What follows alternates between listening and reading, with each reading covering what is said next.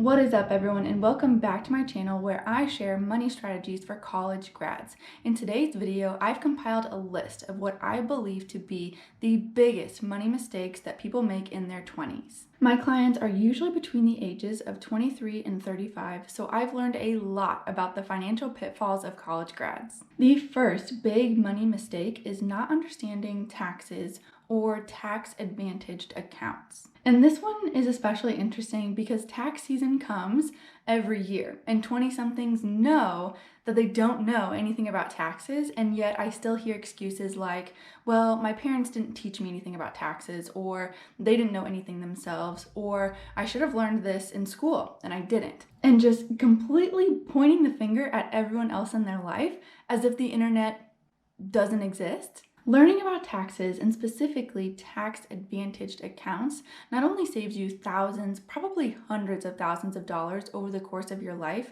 but it's also a very specific point in your life where you start taking responsibility for your financial literacy and you start leveling up as an adult. And I'm not going to lie to you and say that this is easy. Tax law changes every couple years, if not yearly. But again, this is a very important opportunity where you can level up as an adult and really learn about something that's going to put you years ahead of your peers. And this is something that I cover in my coaching program because I want my clients to feel confident when tax time comes. I want them to be able to utilize tax advantage accounts because this will not only benefit them now, but also later in life.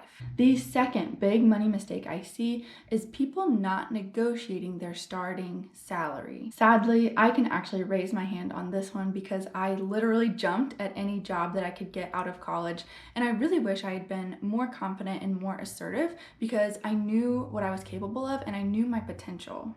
The benefit of negotiating your starting salary is exponential. It doesn't just give you a small boost in your salary now, it gives you a slight increase down the road as well. So just like number one, understanding tax advantaged accounts, this actually gets you hundreds of thousands of dollars. So why don't people negotiate their starting salary? I think the first reason, it really comes down to a scarcity mindset. I know that my mindset going into my application and interview was complete desperation. I had already applied and interviewed at another school and I was rejected. With every job you miss out on, you start to feel more and more pressure. That can very quickly turn your abundance mindset into a mindset of scarcity. The second reason that I think people don't negotiate their salary is short-term thinking. They go into the interview with one goal in mind: get the job. This is very short-term thinking. Have two goals in mind: get the job and then negotiate your salary. And the third reason is a lack of knowledge. I'm betting 90% of you right now are thinking, I have no idea how to negotiate my salary, and if I tried, it would just make me look even more incompetent. And this is why I highly recommend to start negotiating smaller things first. Check out this video right here to learn about how to negotiate bills and expenses. And the third biggest money mistake that I see people in their 20s make is comparing a mortgage payment to a rent payment. I hear this statement more consistently from clients, followers, and friends. I'm throwing money away with rent. And honestly, I get it. I know that they have good intentions and they want to have skin in the game with equity. And here's the thing, a rent payment and a mortgage payment are probably going to look pretty similar. However, the big mistake in this is that they aren't aware of the housing costs that come along with the mortgage payment. And when I ran the numbers in this video here, I found that the national average for renting is just over $1,000. Similarly, on a $200,000 home with a lot down, the average mortgage payment is also a little over $1,000. But then I added in things like utilities and repairs, and before we knew it, we were up to $1,500 a month. Then I added on PMI and we were up to $1,700. And this is without anything fun like decorations and furniture and updating things. Just the bare minimum was $700 more than renting each month. Again, check out the entire explanation and breakdown of the numbers in this video. And I want to make sure you understand the point isn't don't buy a house. The point is a mortgage payment and a rent payment are not comparable. They're not the same thing, and it's not accurate to compare them to each other. Just make sure you run your numbers before buying a house. The fourth big money mistake that I see of people in their 20s is buying a new new car. And honestly, this one kills me because I can't think of a more effective way for people to stay broke. And people can call me crazy for saying this, but I believe that this is the number one thing that keeps people from becoming millionaires. Let me explain. Let's say that Ross buys a new truck with a monthly payment of $554 a month, which is the national average. Not only is Ross spending money he doesn't have, but he's paying more money in order to borrow that money for the truck. And I'm willing to bet he's buying more truck than he needs because he's able to take out the loan. Meanwhile, the truck is plummeting in value. Let's say he bought it for about $30,000. This truck has now cost him probably pretty close to $50,000 through principal, interest, taxes, etc. And this doesn't even account for repairs and gas, a big jump in insurance, and it's probably only worth about $15,000 by the time he pays it off. Now, a completely separate scenario is Monica.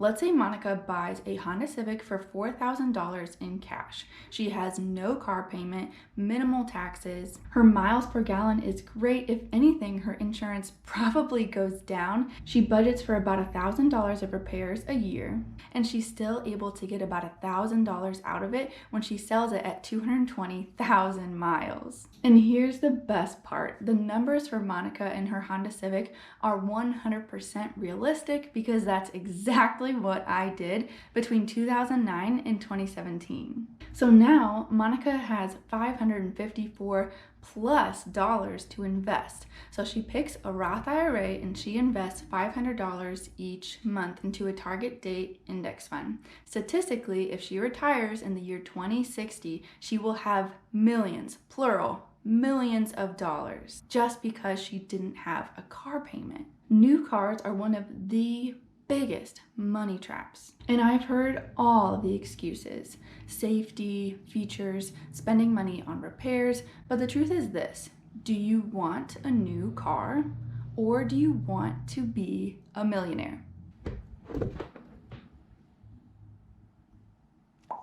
My fifth big money mistake that people make in their 20s is staying at a dead-end job. And this one is really tough because it's the most subjective on my list of 10 mistakes. What constitutes a dead-end job, right? Now, I don't believe in quitting something just because it's hard, and I know that no workplace is perfect, but I do think that there's a difference between just a flawed workplace and a workplace that doesn't value you as a person. And here's some things to keep in mind when evaluating. My first tip is that it's easier to switch careers in your 20s than it is in your 30s. Let's compare the two for a minute. So in your 20s, you're newly married, living in an apartment, not a whole lot of responsibility other than just staying alive. And in your 30s, you probably have a house and you're looking at your track to retirement. Since there's a whole lot more responsibility in your 30s, it's usually a lot easier to switch careers in your 20s. My second tip is that it is 100% okay to look for a job while still employed. In fact, I highly recommend that you only put your 2 weeks in after you've secured your next position. And here are some concrete signs that it's time to shop around. Your boss won't engage with you about a future raise or more responsibility. You see other employees not advancing when they should. The workplace is very political and negatively competitive, or any immoral moves made intentionally to further the company. And this could look like cheating on the books or taxes, lying to employees, or lying to customers/clients, etc. Again, there's a huge difference between an employer making a few mistakes and everything that I just listed. A scarcity mindset says, I won't be able to get a job anywhere else. An abundance mindset says, I know that my skills and work ethic will be valued at my future employer.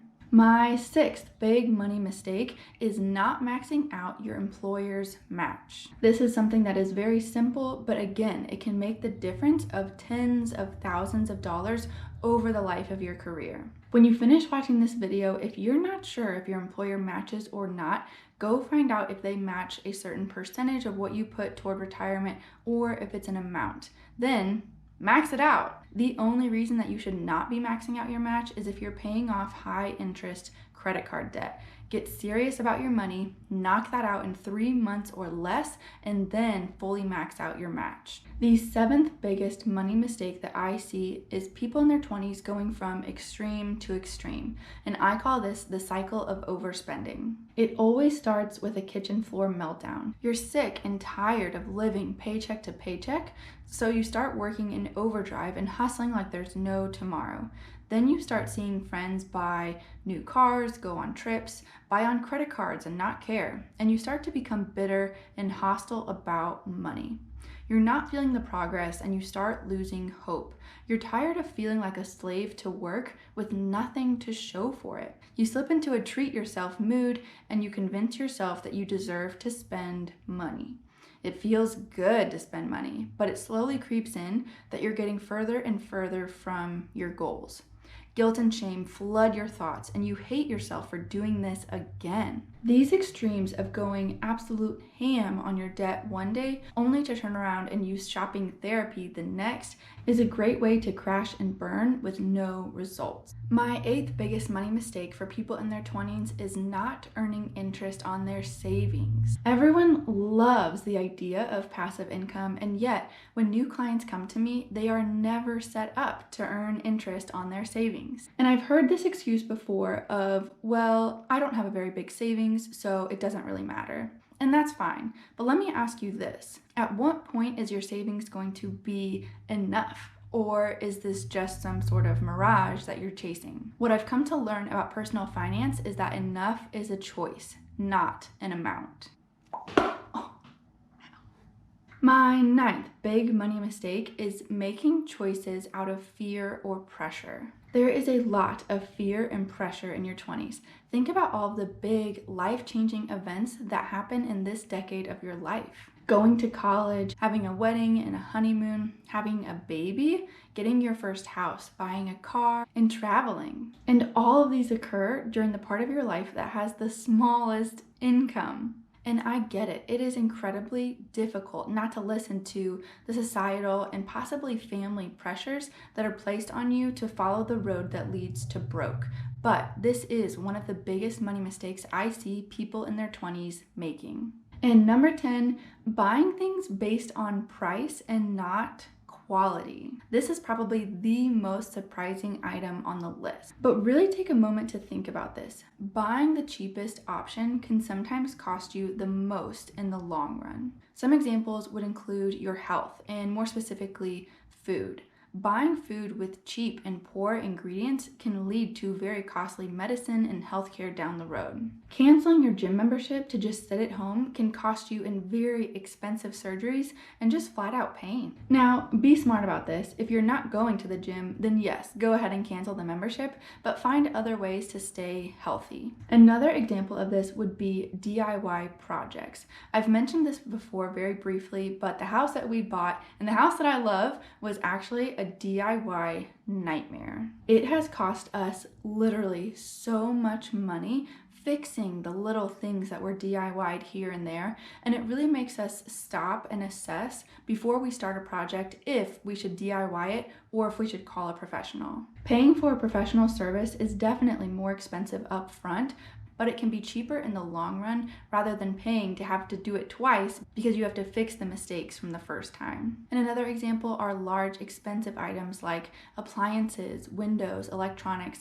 Yes, evaluating the price is very important, but you also have to evaluate the quality and how long the item is going to last. A big mistake that people make in their 20s is buying the cheapest X, Y, and Z, and then it costs them more in the long run. That was a lot of information. Definitely let me know below which number really stood out to you and why. If you got value out of this video, don't forget to smash the like button and subscribe to my channel here. I'll see you guys in the next video.